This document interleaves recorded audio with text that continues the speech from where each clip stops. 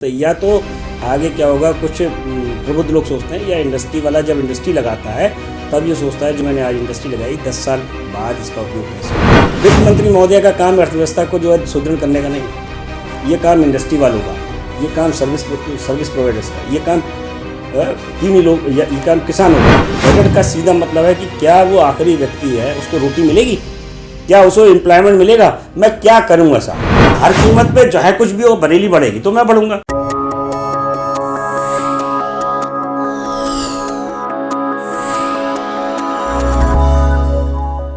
नमस्कार, मैं हूं आशीष गुप्ता और न्यूज़ टुडे नेटवर्क के खास कार्यक्रम अर्थचक्र में आपका स्वागत है। हमारे इस पहले एपिसोड में हमारे साथ मौजूद हैं उत्तर प्रदेश के जाने माने इंडस्ट्रियलिस्ट और BL एग्रो के चेयरमैन घनश्याम खंडेलवाल जी। उनसे बात करते हैं कि किस तरह से उनकी एक छोटे से व्यवसाय से लेकर आज उन्होंने इतनी बड़ी इंडस्ट्री जो खड़ी की है वहाँ तक वो कैसे पहुँचे। सर बहुत बहुत स्वागत है आपका न्यूज़ टुडे नेटवर्क में। सर सबसे पहला सवाल मेरा ये कि सबसे पहले हम बजट पर बात कर लेते हैं। तो बतौर एक इंडस्ट्रियलिस्ट, बतौर एक व्यापारी, कैसे देखते हैं आप, कितना ये प्रभावी है और भारत को एक समृद्ध भारत की ओर ले जाने के लिए कैसे? अब अगर हम बजट की ओवरऑल बात करें, हम वित्त मंत्री निर्मला सीतारमण जी की बात करें तो इस बार पहली बार मुझको लगता है कि बड़े इंडस्ट्रीज की जो सोच होनी चाहिए उस प्रकार की सोच रख की बात की। 25 साल का के व्यू की बात करी, 25 साल बाद भारत कैसा होगा इसके बारे में सोचते हैं। या तो आगे क्या होगा, कुछ प्रबुद्ध लोग सोचते हैं या इंडस्ट्री वाला जब इंडस्ट्री लगाता है तब ये सोचता है जो मैंने आज इंडस्ट्री लगाई 10 साल बाद इसका उपयोग कैसे होगा।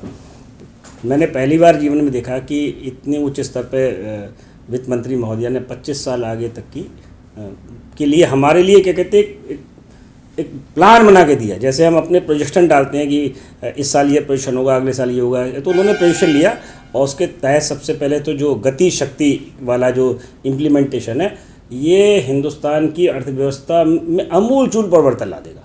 क्योंकि सबसे ज़्यादा हिंड्रेंसेज यही दो, एक कानून व्यवस्था। कानून व्यवस्था तो जैसा आपको मालूम है कि इस वक्त ये तो दिक्कत बिल्कुल ही ख़त्म हो गई है, एकदम टॉप मोस्ट हो गई है।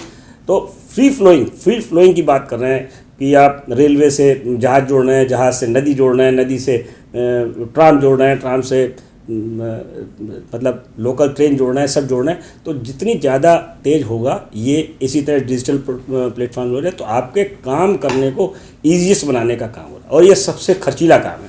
इतने बड़े खर्चे को ढोने की, इतने बड़े खर्चे को लेने की जो उन्होंने हिम्मत की है, इसके लिए उनकी जितनी भी तारीफ़ की जाए बंद है। वित्त मंत्री महोदय का काम अर्थव्यवस्था को जो है सुदृढ़ करने का नहीं है, ये काम इंडस्ट्री वालों का है, ये काम सर्विस प्रोवाइडर्स का, ये काम तीन ही लोग, ये काम किसानों का है। तो किसानों के मोर्चे पे भी उन्होंने बहुत ज़बरदस्त काम किया। 2.17 लाख करोड़ रुपए की MSP की बात की। लगातार इस बात पे गवर्नमेंट ध्यान दे रही है कि इंपोर्ट कैसे कम हो। और हम वैसे भी इस साल हमारे यहाँ से जो एग्रीकल्चर प्रोडक्ट का जो एक्सपोर्ट हुआ है बढ़ा है। तो एग्रीकल्चर को बढ़ाने की बात कर रहे हैं, मोटे अनाज की बात कर रहे हैं। तो जहाँ भी उनको लगता है कि यहाँ पर कमी रह गई, हर उस सेक्टर पे उनका ध्यान गया है। जैसे कहते हैं ना, बिल्कुल दिखावटी वाली, एकदम दिखावटी बात नहीं, बिल्कुल दिखावटी नहीं, बिल्कुल जो सख्त से सख्त निर्णय हो सकते हैं वो सख्त से सख्त निर्णय लेने की कोशिश की। और बहुत बलशाली जो लोग होते हैं, बहुत जिनके अंदर इंथुजिज्म होता है, वो इतना बोल्ड डिसीजन ले पाते जितना बोल्ड डिसीजन लिया। जैसे आप, मैंने आज पढ़ा कि इतने लाख करोड़ का डेफिसिट है, इतने लाख करोड़ का इनकम कम है in compare to the expenses.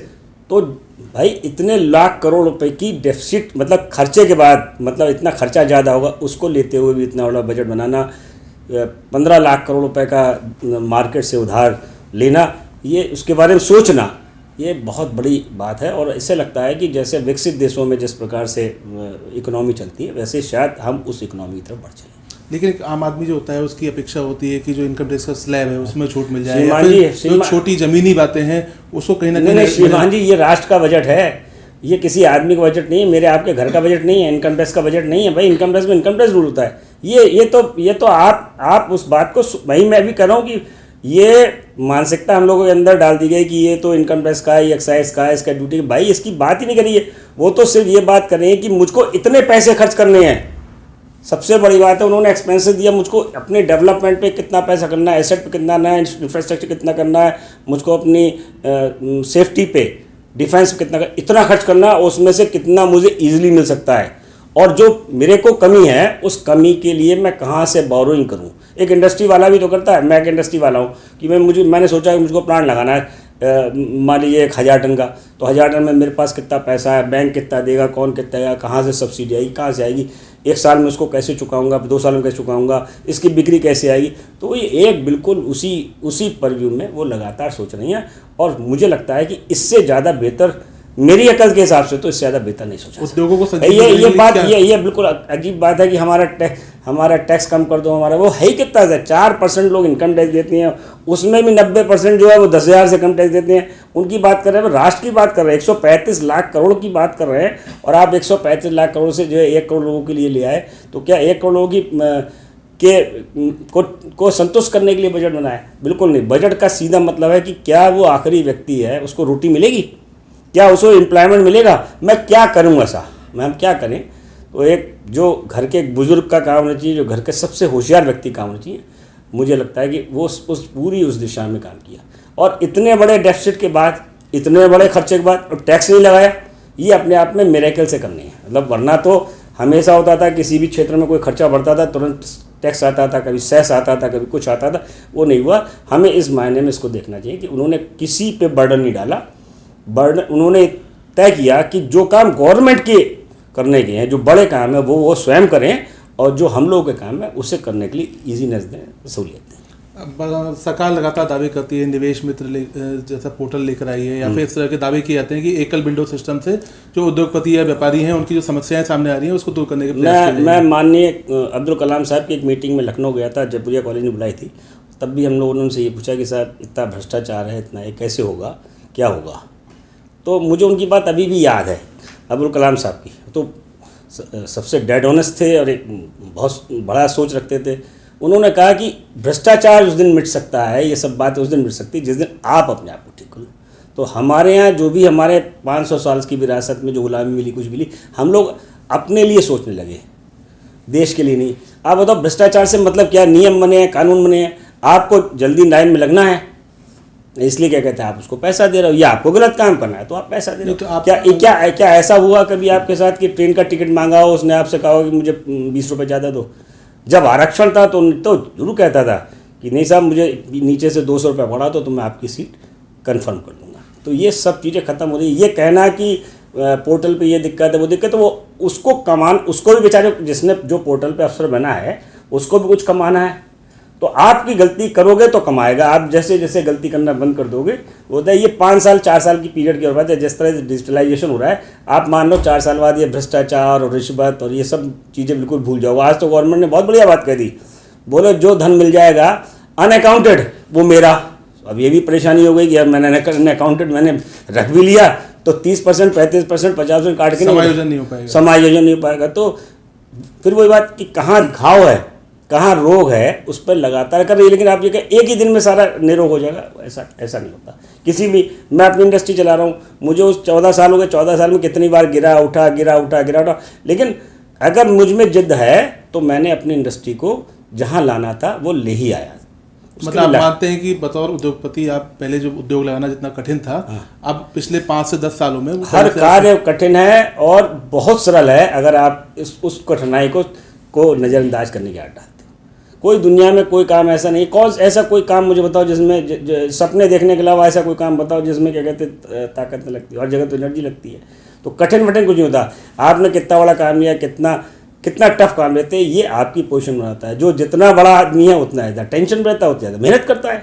उसको कोई भगवान ने 8 पैर और 8 हाथ थोड़ी दिए थे, उसे भी 4 पैर जा दिए। कुछ परिस्थिति, कुछ उसका दिमाग, कुछ समय, कुछ उस वक्त का वातावरण, सब मिला के।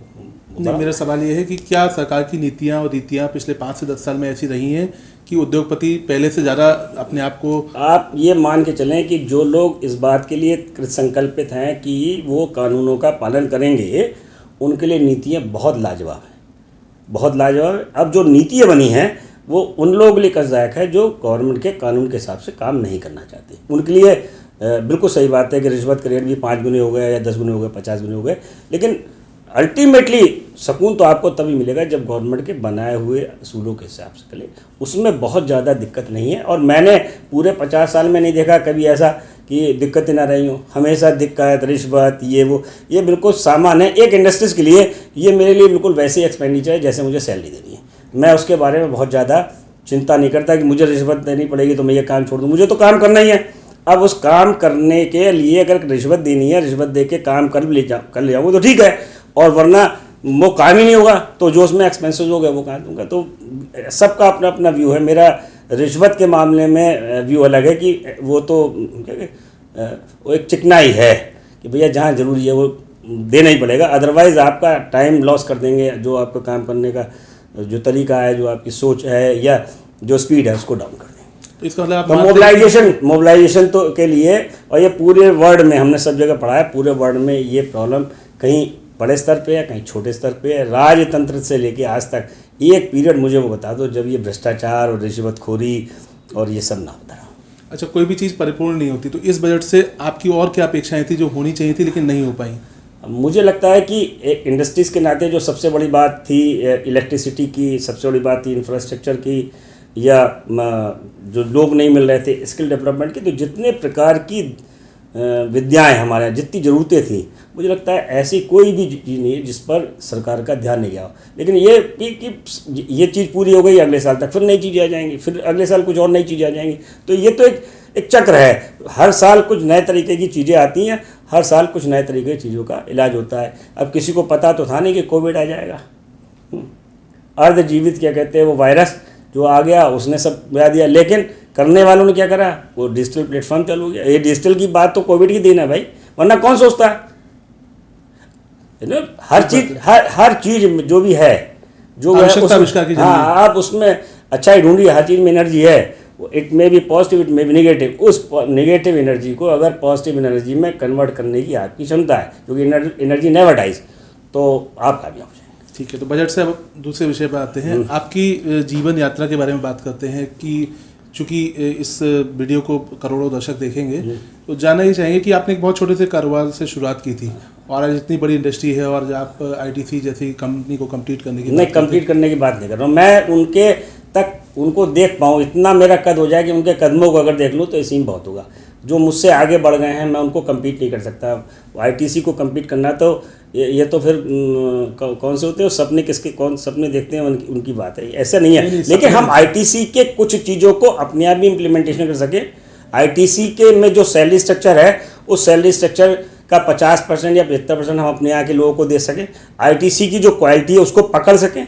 तो कुछ जगह उसको 100% पकड़ने की कोशिश करेंगे, कुछ जगह 50% पकड़ने की कोशिश करेंगे, कुछ जगह 25% पकड़ने की कोशिश करेंगे। देखिए ITC को जीत नहीं सकते, लेकिन ITC को अपना आदर्श बना सकते हैं। अगर कोई मैं किसी से कुछ सीखना चाहता हूँ तो इसका ये बिल्कुल मतलब नहीं हुआ कि वो है। मैं सिर्फ ये बात कहना चाहूँ कि ITC जैसी कंपनी जो तंबाकू में थी, आज उसने फूड में एक अपना एक स्तर बनाया। एक बहुत बड़ी बात होती है, अडानी जो कुछ नहीं था आज कितना बड़ा स्तर बनाया। तो मुझे तो उनकी अच्छाई देखनी है। जो गलती उन्होंने करी वो देख के भूल जाना है, और जो अच्छाई करी उनकी टांग पकड़ के धीरे धीरे चलना है। तो यही मैं आपसे जानना चाहता हूँ कि किस तरह से BL एग्रो इस समय लोगों को एम्प्लॉयमेंट देने का काम कर रही है, और कैसे एक छोटी देखिए मैंने मतलब छोटी सी कंपनी नहीं है। हमने भी जब आए थे पॉलिश पढ़ के, तब सबसे पहले हमने देखा कि एक तेल कारोबारी के नाते हमें हमारे व्यवसाय को उतना अच्छे तरीके से नहीं देखा जाता जैसे और लोगों का सम्मान होता है। कोई काला बाजारिया कहता है, वटतोलिया कहता है, कुछ कहता है, मिलावटिया कह देता है। मतलब तरीके की बात थी। यंग थे, ग्रेजुएट थे, साइंस ग्रेजुएट थे। तो ये सोचा क्यों गलती, कहाँ गलती हुई है। तो लगा समाज में हर चीज़ झूठ नहीं है, उसमें कुछ सत्य भी है, अर्ध सत्य है। तो भाई जिस चीज़ में बुराई उसको छोड़ना शुरू करो। सपोर्ट नहीं मिला, धीरे धीरे सपोर्ट मिला, फिर गिरे, फिर बढ़े, लेकिन हमने तय कर दिया हम क्वालिटी से कंप्रोमाइज नहीं, बस बोली थी। ये उस ज़माने की बात है जिस ज़माने तेल मिलता ही नहीं था। और उस ज़माने में जब क्वालिटी की बात करते थे तो तेल मिलता नहीं था। मैं ये कहना चाह रहा हूँ जैसे तेल के लिए लोग पर्ची लेके आते थे, उस ज़माने हम क्वालिटी की बात करते थे तो कई बार डांट भी खाए अपने पिताजी ताऊ से, यार बेवकूफ़ी की बातें करते हो। तभी हमने छोटी सी एक लैब लगाई, उससे क्वालिटी चेक करी। ये देखा कि कानून की किताब में उस वक्त prevention of food adulteration act होता था, ये क्या कह रहा है। वो कोई उस किताब में जो सेक्शन है, जो बात लिखी है, वो हज़ारों वैज्ञानिकों ने अनुसंधान के बाद लिखी। उनको उन पे चलना शुरू करा, कुछ नहीं किया, बिल्कुल भी कोई एक्स्ट्रा एफर्ट नहीं किया। वो जो किताब कह रही है, वो जो कानून कह रही है, उसका कैसे पालन हो सकता है, मैक्सिमम फुल भी नहीं, उसकी तरफ चलते गए और सफलता अपने आप मिलती। कि नई टेक्नोलॉजी आ गई, उसको ले लिया। जो चीज़ नहीं आई, जो चीज़ बेटर लगी कि कुछ बेटर हो रहा है, इससे कुछ अच्छा लगेगा, उस पर चलते चले गए और कंपनी बन गई।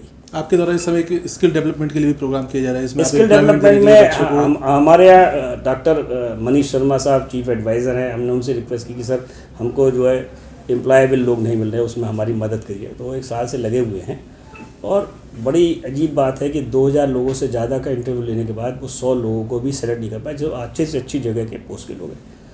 तो मैंने उनको रिक्वेस्ट किया कि हम क्यों नहीं, क्या कहते हैं, हम दिन भर दूसरों की तरफ क्यों देखते रहें कि वो बच्चे बढ़िया पढ़ाएंगे, बच्चे बढ़िया होंगे, वो ये होगा। वास्तविकता तो ये है कि हमारा काम एम्प्लॉयमेंट जनरेट करना है और कॉलेजेस का काम एम्प्लॉयबल स्टूडेंट से लेकर। लेकिन अगर यही हम सोचते रहें तो धीरे धीरे हमारी फैक्ट्री फेल हो जाएगी। हम तो लेटेस्ट से लेटेस्ट टेक्नोलॉजी रहे, लेकिन जो लेटेस्ट से लेटेस्ट टेक्नोलॉजी समझने वाले बच्चे नहीं होंगे, एम्प्लॉयज नहीं होंगे, तो हम कैसे काम करेंगे, अकेले तो कर नहीं सकते। तो हमारे मन में ये बात आई, हमने उनसे रिक्वेस्ट की। वो RMA के भी प्रेसिडेंट हैं, वो IIM काशीपुर से भी जुड़े हुए, बहुत सारी संस्थाओं जुड़े हुए। हमने कुलपति महोदय को भी अपनी वेदना बताई, उनसे भी रिक्वेस्ट की। तो हमने तय किया कि जो बच्चे पढ़ लिख जाएंगे, BTech हो जाएंगे या BSc हो जाएंगे या अकाउंट्स में होंगे, जो CA नहीं बने, CA इंटर हुए, ऐसे सभी प्रकार के बच्चे जिनका हमारे यहाँ कोई ना कोई रोल है, मतलब हमारी इंडस्ट्री में उन कहीं ना कहीं वो काम कर सकते हैं, ऐसे सभी प्रकार के कार्य करने के सिखाने के लिए एक बड़ी वर्कशॉप डालेंगे। और मन में यह है कि 500 बच्चों को तो कम से कम पढ़ाएं। अब 500 का टारगेट लेके चले हैं तो है नहीं पूरा हो जाए, 500 ना मिले, 200 मिल जाए, 250 मिल जाए, 100 मिल जाए, 400 मिल जाए, जो मिल जाए। तो उसको बस सिर्फ यह है कि वो जो बच्चा जिसको आपने कहा कि पढ़ लिख के आ गया बेकार है, ये उसको हम बेकार से कारगर बनाना चाहते हैं। आप जब कहते हो कि वो एम्प्लॉयमेंट लायक नहीं है तो ये मन को दुख देता है, उस कॉलेज वाले को भी दुख देता होगा, सभी के लिए दुख है। अब वो बच्चा है, उस पर एनर्जी है, यूथ है, लेकिन आपने कह दिया कि अनएम्प्लॉयबल है। तो ये अनएम्प्लॉयबल कह देने से तो समस्या का समाधान नहीं, तो उसे एम्प्लॉयबल बनाया जाए। तो 500 बच्चों के लिए डॉक्टर मनीष शर्मा बहुत विजनरी हैं, उन्होंने हमारी रिक्वेस्ट मानी। डॉक्टर स्वतंत्र देव साहब से हमने रिक्वेस्ट की, ठीक है हम आपके साथ कंधा से कंधा लड़ाई मिला के चलेंगे और 500 बच्चों को एम्प्लॉयबल करेंगे। वो ऐसा नहीं कि BLO को चाहिए, वो BLO में रहें, वो दूसरी परसाडिक इंडस्ट्री में रहें, वो किसी थर्ड इंडस्ट्री में जाएँ, कहीं जाएँ, लेकिन वो एम्प्लॉयबल हो गए। तो हमें लगता है कि जो इंडस्ट्री की सेवा करने का जो दायित्व ईश्वर ने हमें दिया, उसके साथ ये एडिशनल काम है। अब उम्र की तकाजा है, आगे 10 साल की उम्र बची, तो उस 10 साल में हम ऐसे ही कुछ कर जाएं कि इस बरेली में 50, 100, 1000 कुछ इंडस्ट्री चलाने वाले लोग या जो लोग इंडस्ट्री लगा रहे हैं उनमें काम करने वाले लोगों को अभी हम अगर बने तो हमें लगता है जीवन सफल हो जाएगा। ठीक है, ये तो आपकी बात होगी सामाजिक सरोकार की। अब जीवन नहीं, सामाजिक सरोकार नहीं, इसमें कोई सामाजिक सरोकार नहीं। मैं कोई जनसेवा नहीं कर रहा, मैं ये कह रहा हूँ it is a need of industry. मैं इंडस्ट्री का आदमी हूँ, कोई क्या कहते हैं आपको, वो समाज सेवा कुछ नहीं। मैं तो ये कर रहा हूँ, वो बच्चे आएंगे, वो पढ़ेंगे, मेरे आएंगे, मेरी प्रॉफिट बढ़ेगा, मेरे बगल की फैक्ट्री बढ़ेगी, नहीं मेरे बगल की फैक्ट्री बढ़ेगी, उसमें तेल ज़्यादा खर्च होगा तो मेरा फिर तेल बढ़ेगा, मेरे यहाँ और फैक्ट्री लगेगी तो बहुत सारे लोग आएंगे, फिर मेरा तेल बढ़ेगा। मतलब हर कीमत पे चाहे कुछ भी हो, बरेली बढ़ेगी तो मैं बढ़ूंगा, कुछ भी बढ़े, कोई बढ़े, आप बढ़ेंगे तब भी मैं बढ़ूंगा, मैं अपने बढ़ने के लिए कर रहा हूँ। कोई निस्वार्थ सेवा नहीं, बिल्कुल स्वार्थी सेवा है और स्वार्थी सेवा के बीच में ये मैंने ये टास्क लिया है। अगला कारोबारी लक्ष्य क्या है? अगला कारोबारी लक्ष्य, चूँकि मैंने तो अपने आप को कन्फाइन कर दिया रिफाइनरी पे। I am not MD of the BL Agro Industries Limited now, मेरा बेटा देखता है, लेकिन उसने अभी करीबन 84 से ज़्यादा प्रोडक्ट जो किचन में यूज़ होते हैं वो है, और हमें लगता है 2024 तक का किचन में जितनी प्रकार की चीज़ों की आपकी आवश्यकता होगी वो सब हम देंगे। और टैगलाइन है प्रकृति से रसोई तक थ्रो साइंस। सब कुछ तय करके गृहिणी के पास गया, पैकेट ने खोला, बढ़िया चावल बना लो, बढ़िया दाल बना लो, बढ़िया हींग, बढ़िया सौंफ, बढ़िया अचार, जो बढ़िया पापड़, बढ़िया मंगवाड़ी, जो उसको चाहिए। क्योंकि आने वाले समय में सब बच्चे पढ़ लिख रहे हैं, सब नौकरी भी जाएंगे, तो वो अब हमारी माँ की तरीके से दाल बीनने का, गेहूँ छानने का, गेहूँ हाथ से भी, ये कुछ नहीं होगा। सब रेडी टू कुक है, रेडी टू ईट है, सब रेडी टू। डिजिटल की बात तो आप करते हो, लेकिन जब तो ये भी तो डिजिटल हो गया ना, रेडी टू ईट। उनने पैकेट खोला लिया, और एश्योर करना उसको कि जो चीज़ भी प्रकृति ने जैसी बनाई है उसको बेस्ट फॉर्म में हम आपके घर तक मुहैया कराएं। अब आपको उसमें कंकड़ नहीं चाटने, आपको उसमें कीड़ा नहीं देखना, ये कुछ नहीं, ये सब काम हमारा। तो एक तो एम्प्लॉयमेंट बढ़ा, कुछ कोई करेगा इस काम को, एम्प्लॉयमेंट बढ़ा। दूसरा, उस गृहिणी के लिए सुविधा हो गई कि वो अपने जिस भी काम के लिए वो जो पे जा रही है उस पर बेटर कर सके। वो गृहिणी ज़्यादा काम करेगी तो फिर देश की जीडीपी बढ़ेगी, फिर देश की जीडीपी बढ़ेगी तो फिर हमारा तेल बिकेगा। मतलब आप इसमें ये तो चक्र है कि तुम बढ़ो, तुम्हारे बढ़ने से हम कैसे बढ़ेंगे, ये तुम्हारा बिल्कुल छोटा सा फार्मूला। ये इसको क्वालिटी कंट्रोल करने के लिए किस तरह से व्यवस्था करते हैं? उसके लिए हमने लैब बनाई है, Rohilkhand lab and research centre. Doctor Prachi Srivastava उसमें हेड है, और बाकी भी उसमें आज 48 बच्चे हैं, ये मिनिमम एमटेक एमएससी या डॉक्टरेट करके आए हैं, वो बच्चे हैं। वो देखते हैं जो बात किताब में लिखी है, अब FSSAI आ गया, जो किताब में लिखा है कि इसकी क्वालिटी ऐसी होनी चाहिए वो तो हम करते हैं। उसके अलावा भी लगातार रिसर्च करते जा रहे हैं, लगातार रिसर्च कर रहे हैं कि और क्वालिटी बेटर कैसे हो सकती है। तो उसके लिए दाल तिलहन मिशन से भी रिक्वेस्ट कर रहे हैं।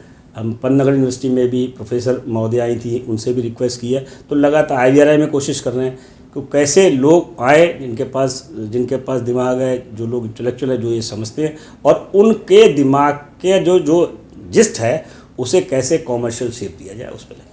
तो लगातार मेहनत कर रहे हैं, और बाकी इसकी मर्जी है, वो जब तक कराएगा तब तक करेंगे। ठीक है, न्यूज़ टुडे नेटवर्क से बात करने के लिए आपका बहुत बहुत धन्यवाद। आपका बहुत धन्यवाद। उद्यमी घनश्याम खंडेलवाल जी, जो लगातार बरेली में BL एग्रो को लगातार ऊंचाइयों की तरफ ले जाने का प्रयास कर रहे हैं, और साथ साथ सामाजिक सरोकार कह लीजिए या फिर अपना स्वार्थ कह लीजिए, लेकिन बच्चों को स्किलिंग की तरफ लेकर जा रहे हैं, जिससे जो इंडस्ट्रीज हैं या तमाम जो व्यापारिक संस्थान हैं उनको जो उनके कर्मचारी हैं वो न केवल पढ़े लिखे मिले बल्कि स्किल भी मिल सकें। धन्यवाद।